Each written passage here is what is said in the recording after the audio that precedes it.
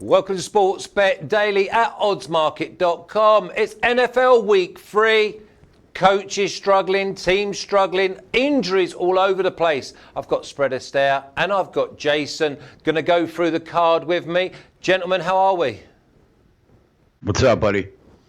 Yeah, good. Doing great today. Yeah, good. I just find it's amazing how some of these teams, they've had all summer to prepare, and after week 3, we can see that 80% of them are just not going to be good enough. Yeah, I mean, you really don't know what you have. You don't know how free agency moves and an incoming draft class translate to the field until you start playing the games. So coaches prepare all they want in preseason, but when it's go time, that's when you really find out exactly what you have. Again, and this is the other thing, Spread. We see these teams, they take it easy in preseason, and then all of a sudden, they're playing catch-up. Yeah, it's a byproduct of the new CBA. I think that you can definitely tell the lack of practice time. And I think where a lot of that shows up is these holding calls that we're seeing. The offensive linemen just aren't gelling the same as they used to. And, it's kind of tough for a viewer, but as bettors, it's something we can watch and take advantage of. Yeah, Jace, I look at some of these games, and I think the coaches are just as to blame as the quarterbacks or receivers not working hard enough to get open. I see some of these coaches that they go into panic mode, and you can see that a man in the street knows that it's the wrong call or the urgency should have been there earlier. I think that there are a lot of coaches in the NFL that do not deserve to be head coaches in the NFL. I'm not a big fan of Matt Patricia. I'm not a big fan of Bill O'Brien at the Texans. I think Mike Tomlin was disgusting in week 1 against the Patriots.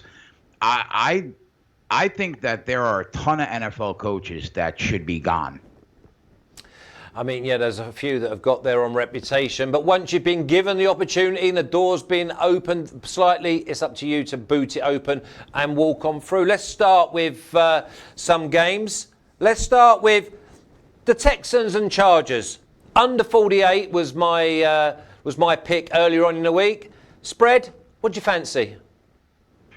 I like the Chargers here -3. It's funny, Jace just mentioned Bill O'Brien. I think that Anthony Lynn offensively, has deserved some criticism too for being a little conservative, but he definitely gets his defense ready to go. And I really like the look here.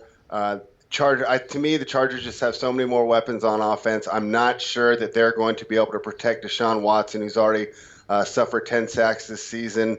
And, he's going to have to go up against Bosa and Ingram here. I think like the Chargers to bounce back. They definitely were hurt last week. They should have won in Detroit. That was a great win for us, Jace. We like the way they ended. But if you watch the game and you saw the level of talent on the field, the Chargers had their chances. They should have won.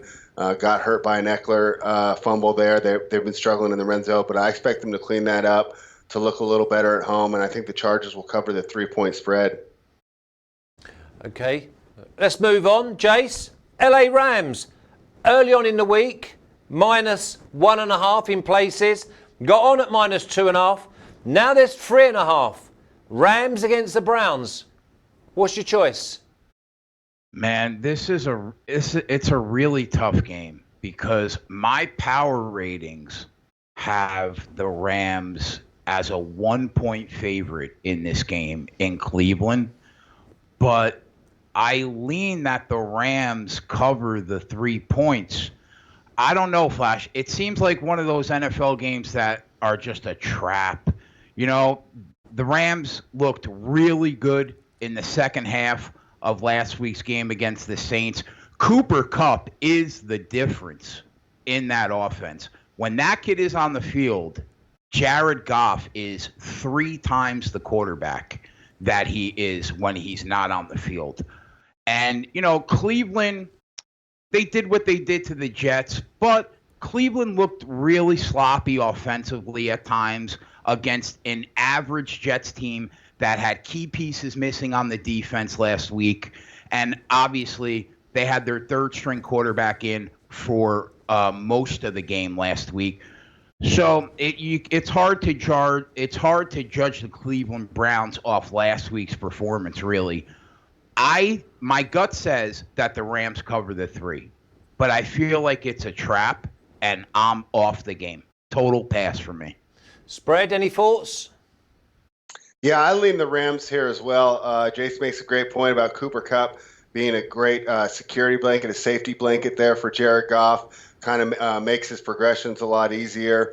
And, like you said, there's not a lot to take away from the Jets team. That team is decimated with injuries, especially on the defensive end. They didn't offer a lot offensively, and yet still the Browns did not look too disciplined on the defensive end. If they give those penalties and they extend those drives against the Rams will take advantage of it. The Rams seem to be doing well defensively. It's going to be a tough matchup out there, but I lean the Rams -3 here. I think the Rams can get in there and cover this spread. Yeah, I certainly do as well. They were the first one that jumped out the page. Spread, I'll stay with you. Here's the one the market's moved so positively in the favour of Atlanta versus the Colts. Was as high as +3. Now it's only +1. Atlanta versus the Colts. Yeah, I took Atlanta here. It's tough to take Matt Ryan on the road. Matt Ryan's dome stats are obviously inflated by the fact that he plays, the home games in the dome, and he does much better at home. But I'm going to go ahead and take a little bit of gamble here and assume that Atlanta can get back on track. I think they're a much more talented team. Their defense was ravaged by injuries last year. They have most of those guys coming. They have most of those guys back. They're playing. And, you're looking at a team. Another concern is they were kind of beat up against Philly, but to me, that was a great win. I think the defense stepped up when it had to, and I think the offense is starting to click. We talked about the lack of preseason reps, and I think that Matt Ryan is starting to find form. And, always had that rapport with Julio, but getting in there with Sanu and Ridley, Ito Smith seems to be a nice compliment there to Devontae Freeman and might actually take over the carries. He's looking a little sharper with the ball. He's hitting the hole a little harder than Freeman. I like Atlanta on the high-powered offense here. I think they'll score points, and I think that defense is strong enough to shut down Jacoby Brissett and the Colts. Jace, any opinion on the Falcons-Colts? Yeah, I lean the way that spread does. But I will say, I think this game is going to be a close game. I think they're pretty comparable teams. I think the Colts have a better defense than Atlanta. And I think Jacoby Brissett is serviceable. I don't think that the Colts offense is as good as Atlanta. But the main reason that I think Atlanta pulls this game off is because in a close game, it looks like the greatest kicker of all time, Adam Vinatieri, has finally lost it, man. He's missed 6 field goals in his last 2 games.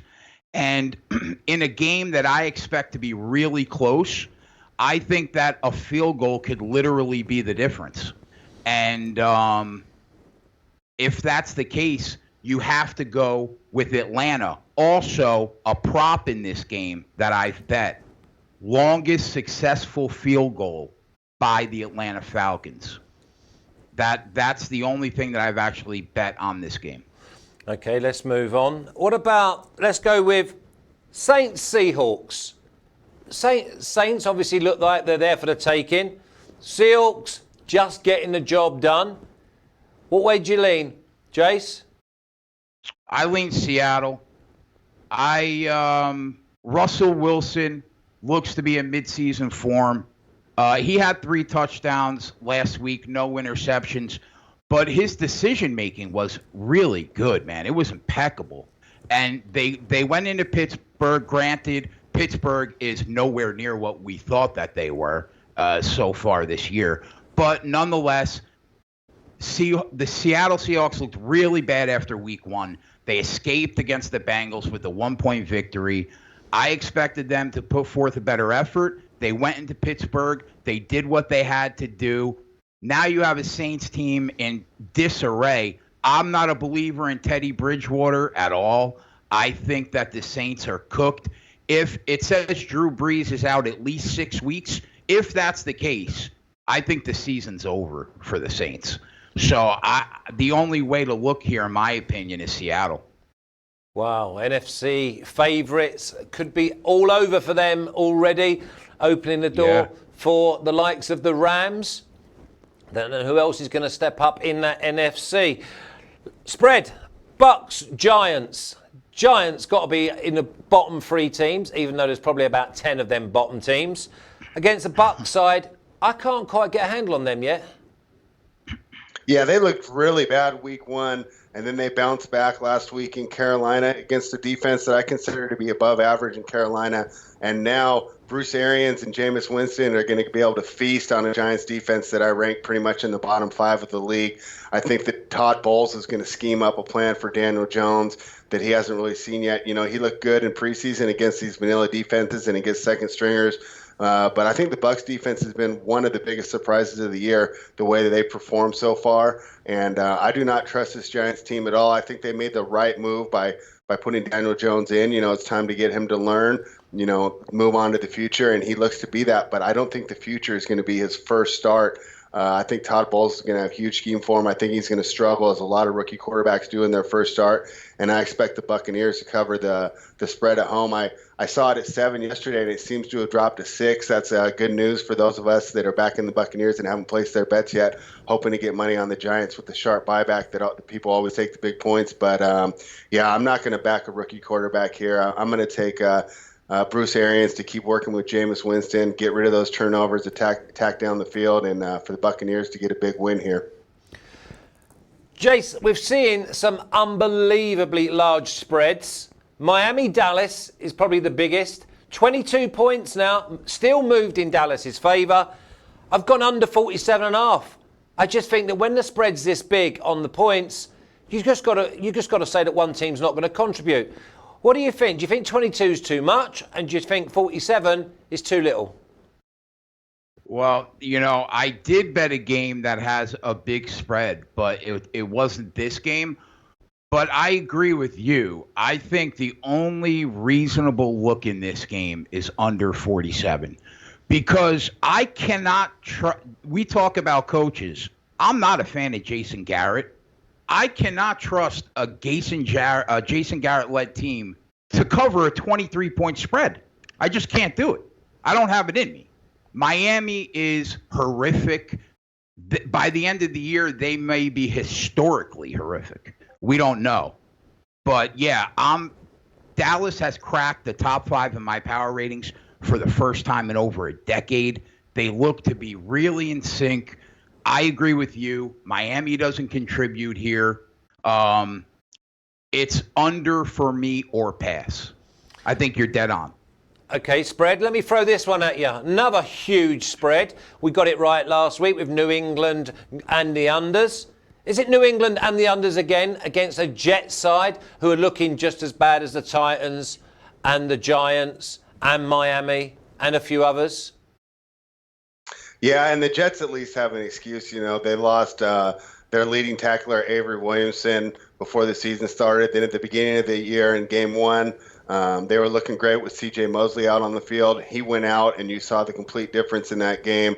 Racked by injuries, not a good look. And I actually like the Patriots here. I'm not a fan of laying these huge numbers and everything. All the instincts are telling me to take the points here. But you just can't do it here, not with this Jet squad. You know, we got another cool 6th-round pick here, you know, but I don't think that he's going to do as well as Gardner Minshew did. And another bad news for the if you want to back the Jets, in their last 3 trips to Foxborough, the Jets have been outscored 105-12. So if you're going to make a play on this game, yeah, play the under, or I have no problems laying the 22 here.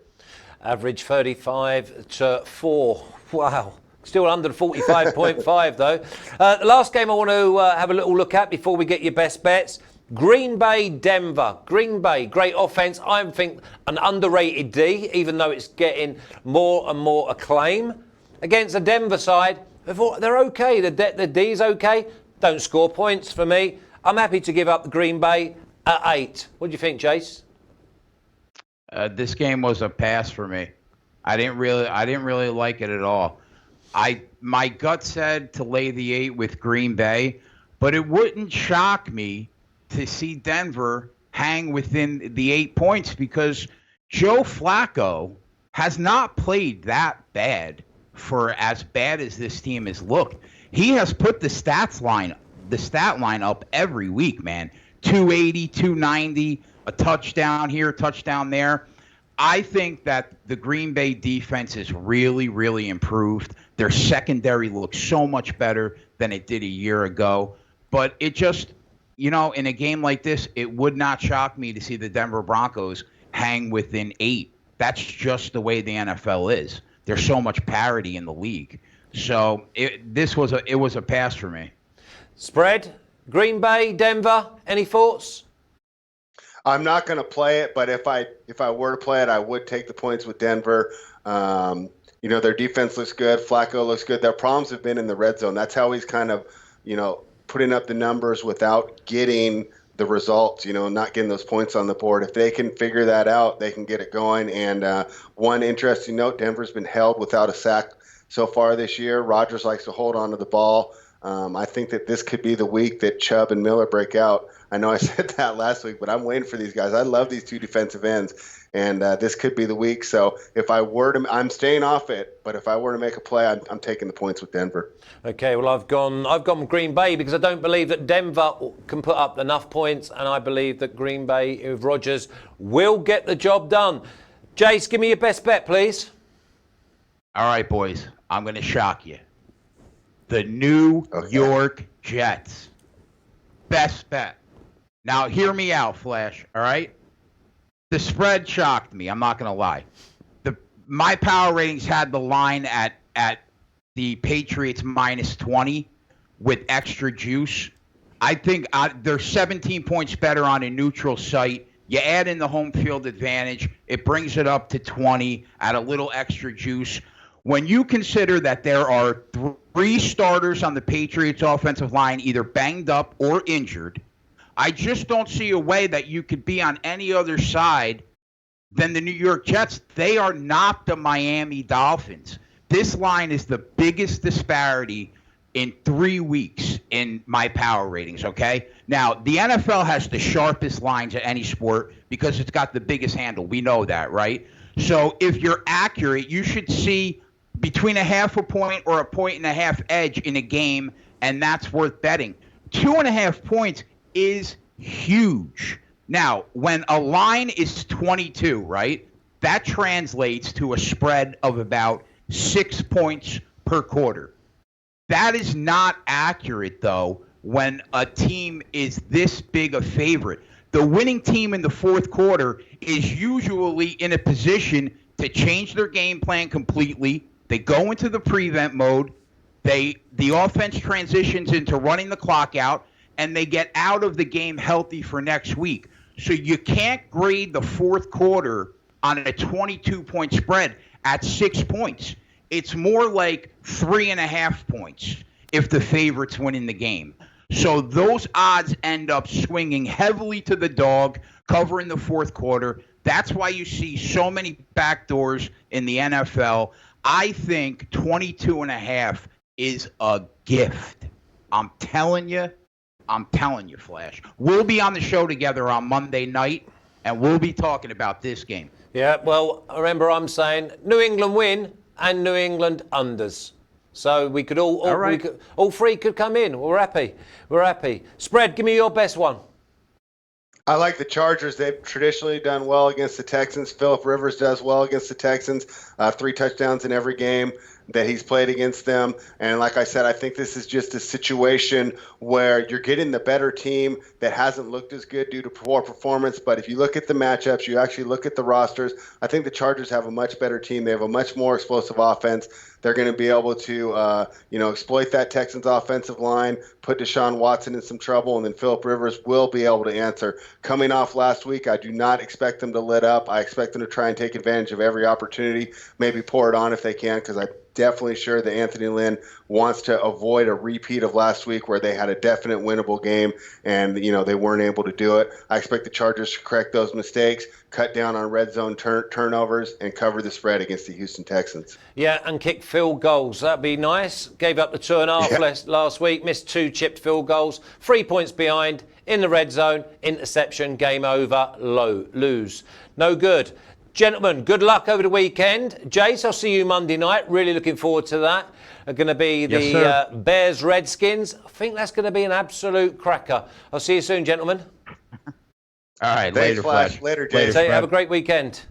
Okay, that was Spread Astaire and Jason from the At Sports Keg. That's the NFL Week 3 wrapped up. Don't leave us too long. I'm going to do my first fans forum with Sheffield United fan in a little while. See you soon.